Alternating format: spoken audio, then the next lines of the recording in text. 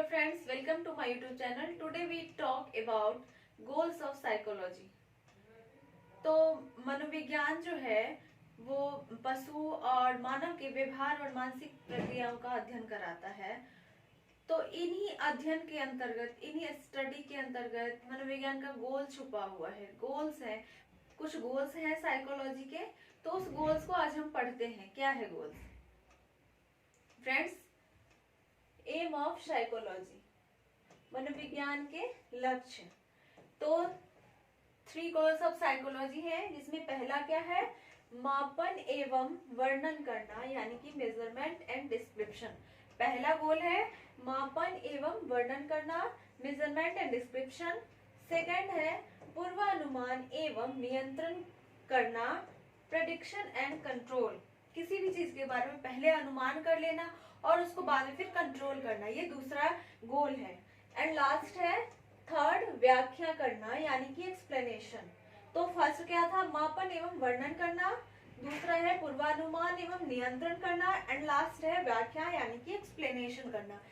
तो यही गोल्स है साइकोलॉजी के। तो इनको अब हम डिटेल में जानते हैं।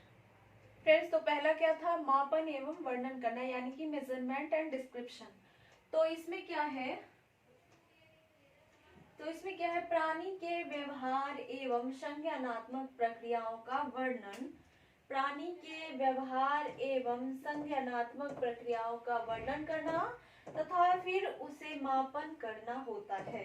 मापन एवं वर्णन के अंतर्गत क्या होता है कि मानव के व्यवहार का क्या किया जाता है? व्यवहार और संज्ञानात्मक प्रक्रियाओं का क्या करते हैं?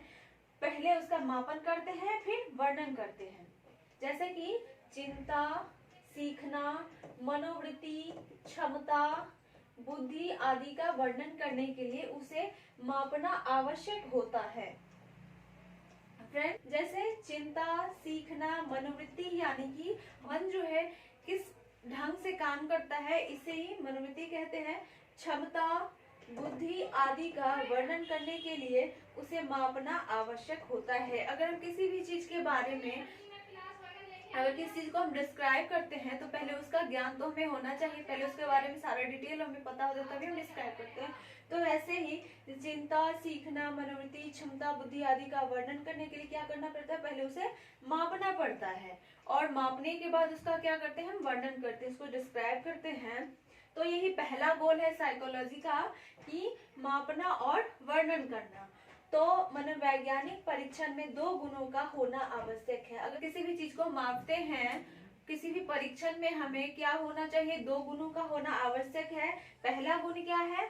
कि विश्वसनीयता यानी कि रिलायबिलिटी का होना आवश्यक है, और दूसरा है वैधता यानी कि वैलिडिटी का होना आवश्यक है। तो रिलायबिलिटी यानी कि विश्वसनीयता से क्या तात्पर्य है? कि अगर हम किसी भी चीज को एक बार मापते हैं तो पहले जितना हमें प्राप्तांक आता है, जितना स्कोर मिलता है, दूसरी बार अगर मापते हैं तो उतना ही आना चाहिए, अलग अलग नहीं आना चाहिए, वरना क्या हो जाएगा? फिर ये विश्वास नहीं किया जाएगा कि ये सही है या गलत। तो पहले विश्वसनीयता का गुण होना आवश्यक है परीक्षण में। दूसरा क्या है? कि वैलिडिटी का होना आवश्यक है।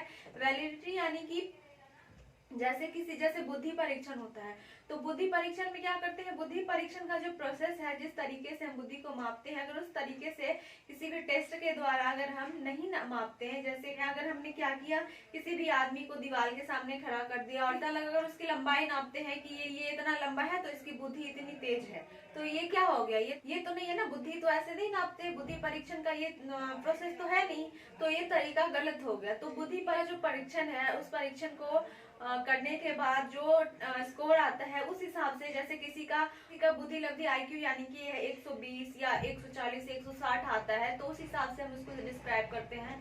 तो 2 गुणों का होना आवश्यक है। पहला कि विश्वसनीयता, और दूसरा वैलिडिटी यानी कि वैधता का होना आवश्यक है। तो फिर क्या है इसमें कि पहला गोल क्या है? पहला गोल क्या है? मापन एवं वर्णन करना। तो मापन तो समझ गए कि मापन में क्या जरूरी है? विश्वसनीयता का होना जरूरी है और वैधता का होना जरूरी है। तो किसी भी चीज को मापने के लिए जिस तरीके से उस चीज को मापने का जो प्रोसेस है उस प्रोसेस का होना जरूरी है। किसी भी तरीके से हम उसको नहीं माप सकते हैं। और दूसरा है कि स्कोर सही सही आना चाहिए। लाख बार हम मापे या एक बार मापे तो स्कोर उतना ही आना चाहिए, तभी वो परीक्षण जो है सफल होगा। और उसके बाद क्या है, जब हमें पता चल जाए, जैसे बुद्धि लब्धि किसी का हमें पता चल जाता है, किसी का बुद्धि लब्धि 140 है, 160 है, तो क्या कहेंगे, उसको डिस्क्राइब करेंगे कि इस इतने स्कोर वाले व्यक्ति क्या है, बुद्धि लब्धि इनका इतना ज्यादा है, तो ये आदमी तीव्र बुद्धि के हैं। तो इसको हम डिस्क्राइब करेंगे, पहले मापेंगे फिर डिस्क्राइब करेंगे। तो पहला गोल साइकोलॉजी का है कि मेजरमेंट एंड डिस्क्रिप्शन। अब देखते हैं सेकेंड गोल क्या है। फ्रेंड्स, आप लोगों को दिख रहा है या नहीं, ये आप लोग कमेंट में बताइएगा कि सही सही से आपको दिख रहा है कि नहीं। तो हमारा सेकेंड गोल क्या है, पूर्वानुमान एवं नियंत्रण, यानी कि प्रेडिक्शन एंड कंट्रोल।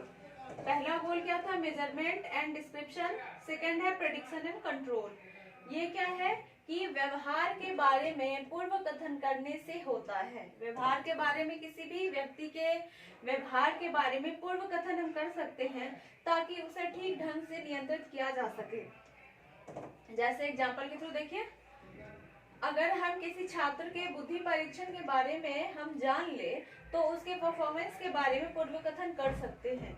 अगर किसी विद्यार्थी का, किसी स्टूडेंट का, किसी व्यक्ति का अगर हमें बुद्धि परीक्षण करते हैं, पहला गोल क्या था कि मापन और वर्णन करना। तो पहले हम किसी व्यक्ति के या किसी भी स्टूडेंट का जो है बुद्धि परीक्षण लेते हैं, पहले उसका बुद्धि मापते हैं, हाँ, फिर उसको हम डिस्क्राइब करते हैं कि इस व्यक्ति का बुद्धि इतना है, इस बच्चे का बुद्धि इतना है, तो ये इस कैटेगरी का व्यक्ति है, ये तीव्र बुद्धि वाला है या मंद बुद्धि वाला है या सामान्य बुद्धि वाला है, ये हमें पता चल जाता है। हम डिस्क्राइब करते हैं उसको, फिर क्या करते हैं कि पूर्वानुमान लगाते हैं कि इस व्यक्ति का बुद्धि इतना है, तो ये बच्चा स्कूल में कैसा परफॉर्मेंस करता होगा, इसकी बुद्धि इस स्तर की है तो ये स्कूल में परफॉर्मेंस ऐसा करता है। जैसे कि कभी कभी क्या होता है कि साइकोलॉजिकल टेस्ट के द्वारा बच्चे की रुचि के बारे में, इंटरेस्ट के बारे में पता लगाया जाता है कि बच्चे की रुचि किस तरफ है, तो उसको उस फील्ड में लगाया जाता है, उस फील्ड में वो अच्छा करते हैं। तो ये पूर्वानुमान ही हुआ कि बच्चे के इंटरेस्ट के बारे में पता लगाकर हम ये उसको बता सकते हैं, कंट्रोल कर सकते हैं कि बच्चे की इंटरेस्ट इस चीज में है तो ये इस क्षेत्र में अच्छा कर सकते हैं। तो ये इसी पूर्वानुमान एवं नियंत्रण के तहत आता है।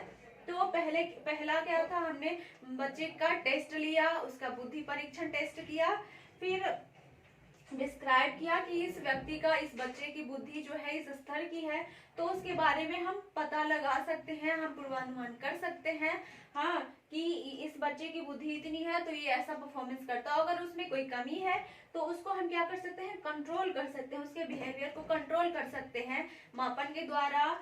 इस तरीके से ये काम करेगा तो इसमें अच्छा करेगा। तो ये पहला क्या था कि मेजरमेंट था, डिस्क्रिप्शन था, एंड सेकेंड है प्रेडिक्शन एंड कंट्रोल। तो अब थर्ड को देखते हैं, थर्ड क्या है फ्रेंड्स। थर्ड क्या है, व्याख्या करना, यानी कि एक्सप्लेनेशन। तो थर्ड क्या है, व्यवहार की व्याख्या करने के लिए मनोवैज्ञानिक कुछ सिद्धांतों, थ्योरीज का निर्माण करते हैं ताकि उनकी व्याख्या वैज्ञानिक ढंग से की जा सके। व्यवहार की व्याख्या करने के लिए साइकोलॉजिस्ट क्या करते हैं, कुछ थ्योरीज का निर्माण करते हैं, कुछ थ्योरीज का निर्माण करते हैं ताकि उनकी व्याख्या कैसे की जा सके, वैज्ञानिक ढंग से की जा सके। उस थ्योरी पे काम करने के बाद उस व्यवहार के बारे में पता लगाते हैं, उस व्यवहार का जो है सही से व्याख्या कर पाते हैं। तो व्यवहार की व्याख्या अव्वल लक्ष्य है। इन तीनों गोल्स में जो है ये एक्सप्लेनेशन जो है, तीनों गोल्स में एक्सप्लेनेशन जो है ये अव्वल दर्जे का गोल माना गया है, क्योंकि जब